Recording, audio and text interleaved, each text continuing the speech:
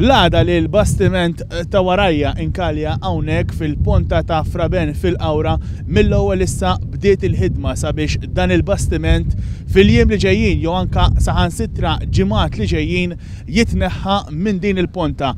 Fil-fatt uffiċjali u anke il-membri tal-ekwipaġġ tal-bastiment illum reġgħu telgħu fuq il-bastiment sabiex josservaw is-sitwazzjoni 24 siegħa wara li l-bastiment inkalja hawnhekk u kellhom f'dak il-maltemp jabbandunaw il-bastiment.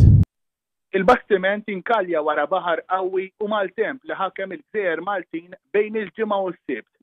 Apparti li jitħejja pjan dwar kif se jitneħħa dan il-bastiment, l-awtoritajiet għadhom iridu jistabbilixxu kif seħħ l-inċident eżattament.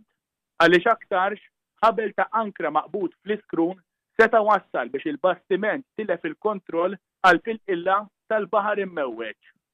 Minn hawnhekk nistgħu nosservaw anke il-ħsarat li ġarrab dan il-bastiment fil-qiegħ tiegħu iżda wkoll ninnotaw il-ħabel li nqabad mal-iskrun fil-fatt tal-bastiment.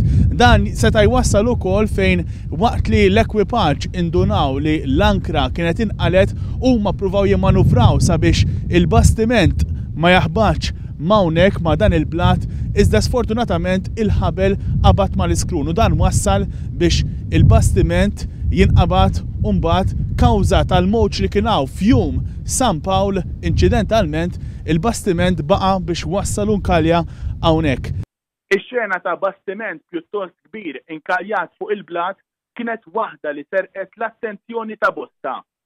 Naturalment anka din ix-xena waslet biex mhux biss turisti iżda numru ta' Maltin il-ħadd jerħowla hawnhekk fejn ġew u osservaw din ix-xena rari ħafna li fakritna f'episodju li seħħ ftit metri il-bogħod minn hawnhekk fil-fatt il-ġrajja il-miġja ta' San Pawl fostna.